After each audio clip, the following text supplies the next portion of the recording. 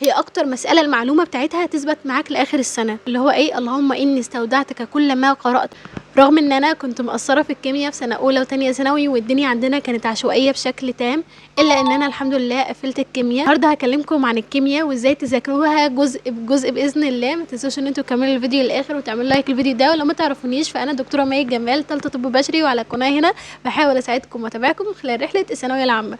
اعملوا لايك للفيديو ده، انضموا لقناه التليجرام بتاعتنا، وصلوا رسول الله عليه افضل الصلاه والسلام في الكومنتات. كاتبه كل حاجه عشان الفيديو يكون مجمع لكل حاجه انتوا محتاجينها. فما تنسوش ان انتوا كمان تجيبوا النوتة بتاعتكم وتكتبوا الملحوظات دي. اول حاجه بالنسبه للمدرس، لازم تختار المدرس اللي انت بتفهم منه، ايا كان مشهور مش مشهور، سنتر او اونلاين، ايا كان، المهم ان المدرس ده انت بتفهم منه كويس جدا. تاني حاجه بالنسبه للشرح، وناس كتير سالتني عن كتاب كيمياء ثانويه عامه. الكتاب بجد تحفه، ويعني ناس كتير من دفعه اصلا 2025 رشحوا لي ان اقول لكم عليه. طبعا في ناس هتتوتر دلوقتي، طب انا جايبه كتاب الامتحان، طب انا جايبه كتاب الوافي، معرفش ايه. عادي، خليك مع الكتاب اللي انت معاه. ده مش معناه ان انت مثلا لو بتذاكر من كتاب الامتحان فانت مش هتجيب درجه كويسه، ولكن لو قدامك فرصه ان انت تجيب كتاب كيمياء ثانويه عامه وتذاكر منه فهو طبعا احسن، لان هو في نواتج تعلم، في حاجات هسهل عليك الحل اكتر. بالنسبه لمستر خالد صاحب قناه كيمياء ثانويه عامه ومؤلف الكتاب، هو ومستر سيد مكي الاثنين عاملين منصه اسمها منصه اوالي كيمياء، فكرتها كويسه جدا. الاثنين اصلا من مؤلفين كتاب مندليف بالمناسبه. للشرح فبيقدموا مستر سيد مكي، وبعده بيجي مستر خالد بيعمل بقى ملاحظات على الشرح ده، اللي هي الملاحظات المهمه اللي اصلا هتسهل عليك الحل. فحتى لو انت مش معاك الكتاب تقدر ان انت تكتبها في الكتاب بتاعك. وبعد كده بيبقى في حل بقى 5 كتب، وحاجه اسمها زهره الزهره، بيبقى مجمع اهم الاسئله من كل الكتب حتى اللي انتوا ما حلتوهاش. ان طبعا بعد كل محاضره في امتحان، وعلى نص الباب في امتحان، وعلى الباب كله في امتحان.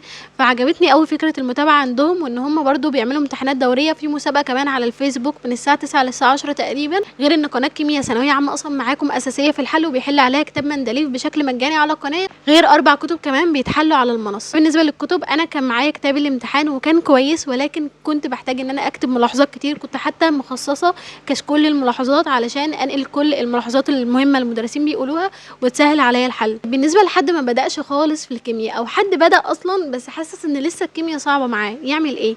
غالبا الشخص اللي لسه حاسس ان الكيمياء صعبه معاه، او اللي هو اصلا لسه ما بداش، شرط اساسي التاسيس. انا بشوف ان التاسيس ده من اهم الحاجات اللي انتوا تعملوها قبل ما تبداوا السنه، او حتى لو بداتوا. وانا يعني دلوقتي باخد درس اهوت، اخد معاه كمان حصه تاسيس، حصص تاسيسيه مستر سيد مكي كان منزلهم، والحل الواجب بتاعهم على قناه كيمياء ثانويه عامه. فتسمعوا الحصه وتسمعوا حل الواجب بتاعها كده، باذن الله هتقفلوا الموضوع ده كله، وتكتبوا التاسيس ده في اول مثلا 4 صفحات من الكشكول اللي انتم مخصصينه لماده الكيمياء. ده اللي انا كنت بعمله، كنت مخصصه صفحات ثابته لكل تاسيس وكل المواد، بحيث ان انا الحاجات دي ممكن ارجع لها تاني. بجد بجد بتفرق جدا في مستواكم، وبتفرق جدا في فهمكم للماده. بالنسبه لطريقه المذاكره، طبعا احنا بنختلف في طريقه ادخالنا للمعلومات في دماغنا. في ناس بتعرف ان هي تذاكر عن طريق ان هي تكرر، فبالنسبه لهم هيبقى افضل طريقه ان هم يمسكوا الفقره يقراوها اكتر من 5 مرات، بعد كده يغطوا عليها ويقعدوا يتخيلوا الكلام قدامهم وهم بيسمعوه، وبعد كده يسمعوه مره تحريري او مع الحل بقى. كل ما تقابلهم معلومه يفتكروا كل الحاجات اللي هم عارفينها عن المصطلح ده او عن الفقره دي.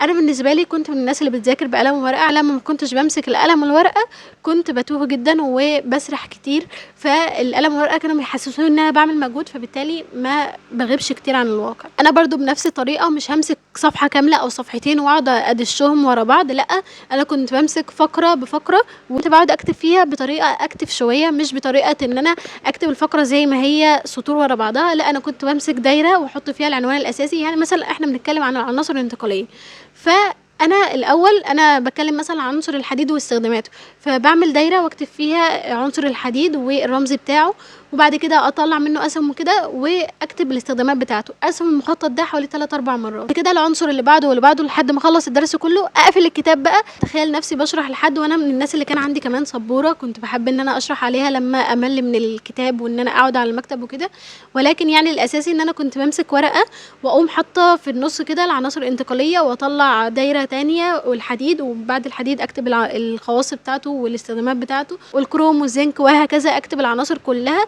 بحيث ان انا اكون جمعت الدرس كله في مخطط. ممكن ان انا ارجع للمخطط ده تاني الزقه على الحيطه، ممكن ان انا ما ارجعلوش تاني خالص وارجع ارسمه تاني لما اجي اذاكر الدرس ده تاني او اراجعه، مش مهم. المهم ان انا بعد ما بعمل الحاجه دي بحس ان انا خلاص فهمت الدرس كويس قوي. وطبعا في حاجات انا ما بعرفش استرجعها او ان انا يعني ما افتكرتش كل اجزاء الدرس، الحاجات دي بقى بقوم جايبه ستيكي نوت واقوم كاتباها عليها واقوم لازقاها. وانا كان عندي جزء كده للستيكي نوتس والحاجات اللي انا كاتباها، حتى كنت عامله السلم الجيولوجي في لوحه كامله ورسماه. ليا وقت معين كده من اليوم اقعد اراجع الستيكي نوتس اللي انا كاتباها، مثلا النهارده للكيمياء، النهارده للفيزياء، وهكذا. بجد حاجه ممتعه جدا يا جماعه ان انتوا تعملوها، خصوصا ان انتوا بتبقوا عاملينها بس في المعلومات اللي انا ناسياها، مش لكل معلومات الدرس هدشها في ستيكي نوتس واقعد احطها على الحيطه، اكيد مش كل المعلومات. نقطه مهمه جدا وانا كنت فاكراها مش بتفرق، لكنها اقسم بالله العظيم وعن تجربه بتفرق جدا، ادعيه المذاكره. مش شرط انك تخصص دعاء معين، عشان يعني الناس اللي هتقولي بدعه وما اعرفش ايه، اكتبوا دعاء المذاكره وعلقوه قدامكم، ولازم تقولوه قبل كل جلسه مذاكره، وبعد ما تذاكروا تقولوا برضو دعاء الاحتفاظ بالمذاكره اللي هو ايه: اللهم اني استودعتك كل ما قرات وكل ما حفظت وكل ما تعلمت فردوه لي عند حاجتي اليه يا من لا تضيع عنده الودائع. فده من اكتر الادعيه واحبها لقلبي، اللي انا كنت بدعيها دايما وما زلت بدعيها بعد كل جلسه مذاكره. هي دي رغم بساطتها ان انت تقول يا رب فهمني، يا رب علمني، انت يا رب اللي انزلت العلم ده، انت اللي خلقت هذا، ربنا سبحانك ما خلقت هذا باطلا فعلمني اياه، فهمني اياه. والله بجد كل ما تكلم ربنا اكتر هو ده اقصى درجات الخشوع، وبجد هتلاقوا فيه بركه رهيبه في المذاكره اللي انتوا بتذاكروها. رابع نقطة وهي الحل، ومهم جدا تعرف ان درجاتك في الدروس او درجاتك في حل الواجب مش مقياس ابدا لدرجاتك في اخر السنة، ولكن هي مقياس لمستواك الحالي. انت دلوقتي مثلا ذاكرت درس معين وغلطت في جزئية مثلا خواص النحاس، فدلوقتي في رد فعلين: رد فعل الشخص اللي اصلا لا مبالي ومش هيعمل اي حاجة بس هياخد الدرجة ويعينها وخلاص، رد فعل الشخص اللي فعلا ناجح وهيتعلم من اخطائه، هو الشخص اللي هيمسك بقى النحاس ده ويذاكره من اول تاني ويذاكره كويس قوي ويسمعه لنفسه كده، خلاص انت اتعلمت فعلا من اخطائك. تركات الحل بقى: اهم حاجه لازم يكون في مدرس بيحل معاك. يعني في الاول كده ما ينفعش ان انا الدرس اول مره اخده واروح احل لوحدي على طول، تمام ده بينفع مع ناس كتير، بس انا دايما بفضل ان انا الاول احل مع مدرس، لان في حاجات كتير جدا ممكن تحلها اصلا بطريقه غلط ويطلع الناتج صح. فلا، الاحسن الاول ان انا احل مع مدرس. انا كنت بعمل ايه علشان برضه اخلي الموضوع ده فعال معايا؟ اسمع حصه الحل، اسمع سؤال بسؤال، لا سمعت السؤال ده خلاص وفهمته اقوم حلاه مع نفسي واقوم فاتحه الفيديو تاني عايده الجزئيه دي تاني، بحيث ان انا الاحظ التفاصيل الدقيقه اللي المدرس قالها، ممكن تفرق جدا في حل المساله. طيب في مساله تانية فكرتها خلاص متشابهه مع الفكره اللي انا حليتها قبل كده، خلاص بعمل لها سكيب، مش لازم ان انا اقعد اضيع وقتي فيها تاني على الفيديو. خلاص بقى انا خلصت حل كتاب مع المستر، الكتاب التاني ده بقى لازم احله لوحدي. ولازم تتعودوا على المحاولة. المسألة اللي هتخليك يطلع عينك فيها وهتحاول فيها كتير هي اكتر مسألة المعلومة بتاعتها هتثبت معاك لاخر السنة. المحاولة هي اللي بتثبت المعلومة، لكن هتجري على المدرس على طول عشان يحلها لك، هتجري على جروب المتابعة وجروب الحل، بجد بجد هتندم ان انت بقيت شخص اعتمادي اصلا. فمن اولها كده السؤال اللي يقف معاك حاول معاه لاخر نفس فيك، وبعد كده روح المدرس. وبرده ما تقعدش جنب المسألة الصعبة: طب انت منين بتقولي كده ومنين بتقولي حاول لاخر نفس فيك؟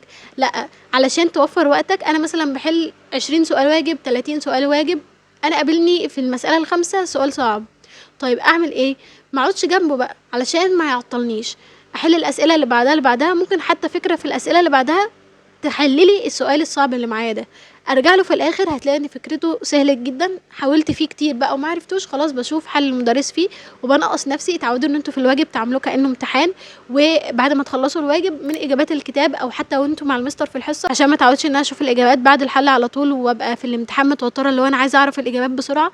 لا، اقوم حل الواجب ولما اروح الحصه المره التانية والمستر بيحل كده اقوم معلمه لنفسي واقوم مديه لنفسي درجه.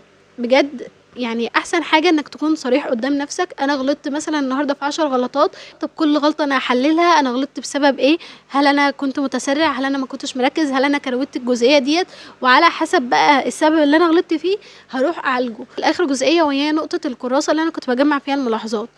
انا طبعا ما كانش كل سؤال صعب يقابلني كنت بنقله، او الاسئله اللي انا غلطت فيها كنت بكتفي ان انا اعلم عليها بهايلايتر الاصفر للاسئله اللي انا اصلا غلطت فيها بتركيز او حليتها بسرعه، البرتقاني للاسئله اللي فعلا صعبه وفكرتها تقيله. البرتقاني دي بقى هي اللي بعد ما اخلص حل على الدرس اقوم نقلها للكراسه بتاعتي واكتب الفكره بتاعتها بالعاميه كاني بشرح كاني المدرس، مش لازم ان انا اقعد بقى اكتب ايه حيث ان واذ ان، لا، اقوم كاتباها بالعاميه. القصه دي كنت براجعها قبل كل امتحان شامل، في امتحانات اخر السنه برضو في ليالي الامتحان راجعتها وفادتني جدا. حتى في سؤال كنت كاتباه وكانت فكرته مهمه وجت في الامتحان. حابين تعملوها تمام، حابين ان انتوا تكتبوا فكره السؤال جنبه في الكتاب وتعملوا عارفين الماركرز دي تعملوها على السؤال بحيث ان انتوا يبقى سهل عليكم توصلوا الاخطاء بتاعتكم. برضو دي فكره حلوه جدا لو انتوا مش حابين ان انتوا تخصصوا كراسه للاخطاء. اخر نقطه بس حابه اتكلم فيها هي ان انت في الشرح بلاش تسمع اكتر من مدرس، ما تشتتش نفسك، اسمع لمدرس واحد علشان يعني حتى لو هتسمعه مرتين وانت فاهم منه